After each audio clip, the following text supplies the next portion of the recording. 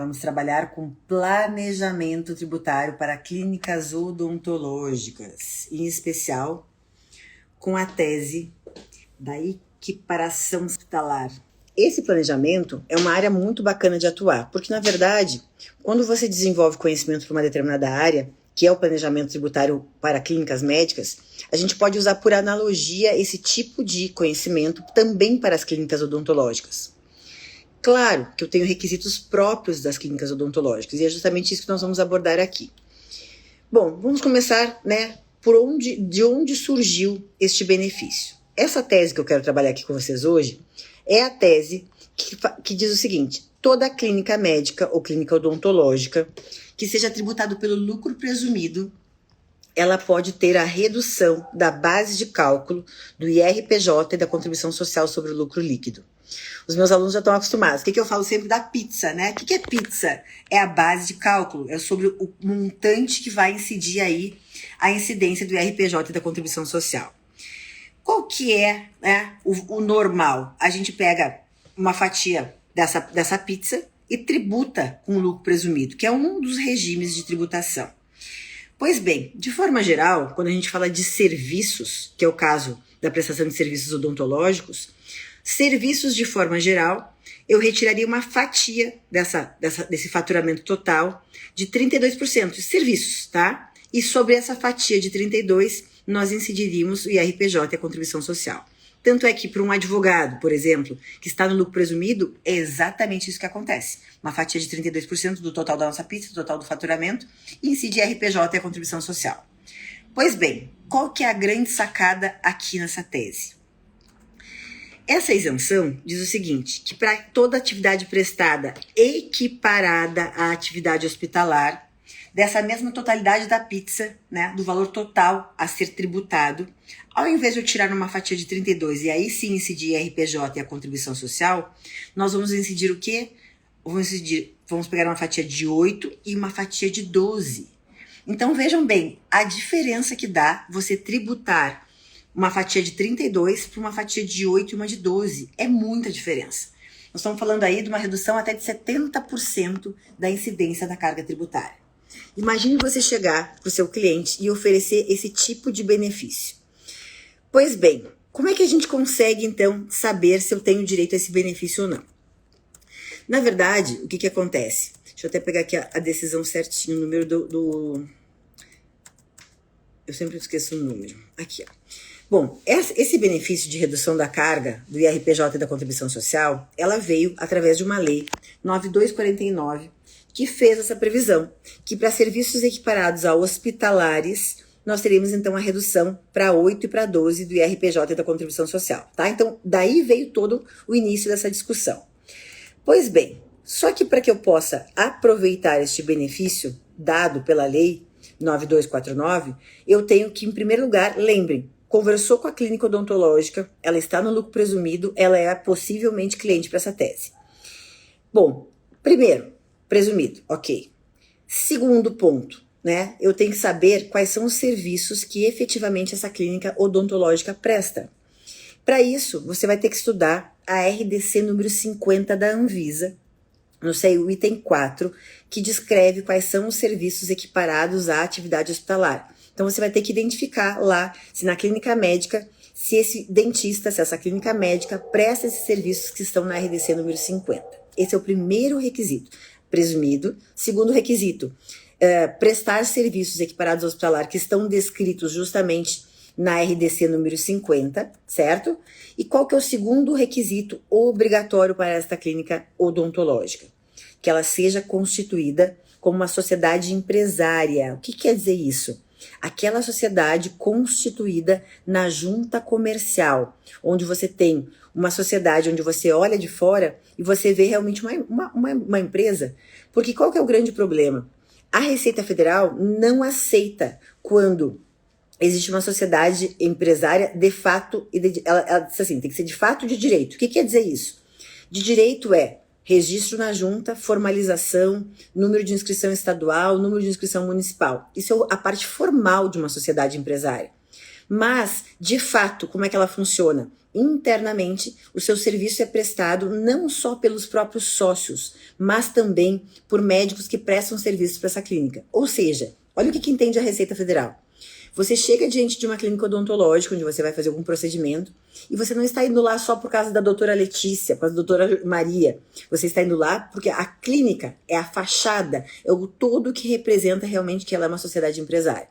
Se tiver a conotação personalíssima, a Receita entende que essa empresa tem, na verdade, uma sociedade de direito, porque ela está registrada, mas ela não tem uma sociedade empresária de fato, uma vez que é o próprio sócio e unicamente ele que presta serviços. Então, muito cuidado com esse detalhe, porque quem quer fazer aproveitamento administrativo sem, tendo dúvida quanto aos requisitos, tome muito cuidado. Dependendo da situação, é recomendável, após análise, que você proponha a medida judicial para conseguir esse reconhecimento. Bom, então, primeiro, sociedade empresária, nós temos que ter no lucro presumido e nós temos que desenvolver atividades equiparadas a hospitalar de acordo com a RDC número 50 da Anvisa.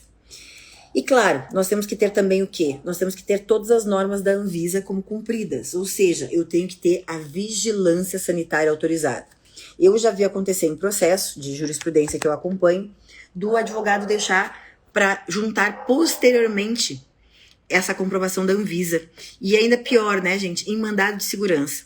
O advogado tributarista tem que ter muito ciente o seguinte, que, na verdade, a sociedade empresária, ela tem que ter essa comprovação, quando você vai fazer através de um mandado de segurança, você tem que ter comprovado já que essa existência, essa vigilância sanitária já existe, já está autorizado, certo? Não é uma coisa que, depois eu vou juntar, depois eu vou pedir comprovação de que realmente existe. Não. Quando você impetra o mandado de segurança, a gente tem que entender, quando a gente vai fazer requerimento judicial, que eu tenho que ter toda a prova pré-constituída. Porque mandado de segurança não cabe dilação probatória. É cara crachá. Prova, documento, prova, documento, prova, documento, que já orna com os fatos, certo? Então, assim, o que acontece? Fez MS, tem que ter todos esses requisitos, certo? Bom, o que mais? Quando eu falo de sociedade equiparada, certo? Atividades hospitalares, claro, a gente vai ter que ir lá ler a RDC número 50 e fazer enquadramento. Mas, o que a gente poderia citar como alguns serviços de clínicas odontológicas que a gente consegue fazer enquadramento aqui como uma sociedade que tem realmente empresária, que presta serviços hospitalares e que tem, então, condições de ter benefício em relação a essa tese, ou seja, redução da base de cálculo do IRPJ e da contribuição social sobre o lucro líquido de 32 para 8 e para 12 para clínicas odontológicas que tenham lucro presumido. Bom, quais são os serviços, então, que a gente vai pensar sobre isso? Vou enumerar, podem anotar, tá, gente? Eu vou citar alguns que são os mais típicos em relação a isso. Vamos lá. Primeiro, exames, clínicas odontológicas que façam exames radiológicos panorâmicos, cirurgias odontológicas, o que pega muito essa questão de cirurgia dentro de uma clínica odontológica, isso é tranquilamente equiparado a um serviço hospitalar. Ou procedimentos mais complexos, tá? Cirurgias com enxertos ósseos, cirurgias de instalação de implantes dentários, cirurgias de traumatologia e bucomaxilo, né? Administração de medicação intramuscular, tratamento de inflamações, profilaxia odontológica, extração dentária, tratamento de periodontia, de endodontia, implantodontologia, procedimentos de ortodontia e ortopedia facial. Lembrem, tudo que vai para o lado do procedimento cirúrgico, ele consegue ser equiparado a serviços hospitalares. E por consequência disso, essa clínica odontológica teria condições de fazer a redução dessa base de cálculo do IRPJ ou também do imposto de renda da pessoa jurídica de forma administrativa.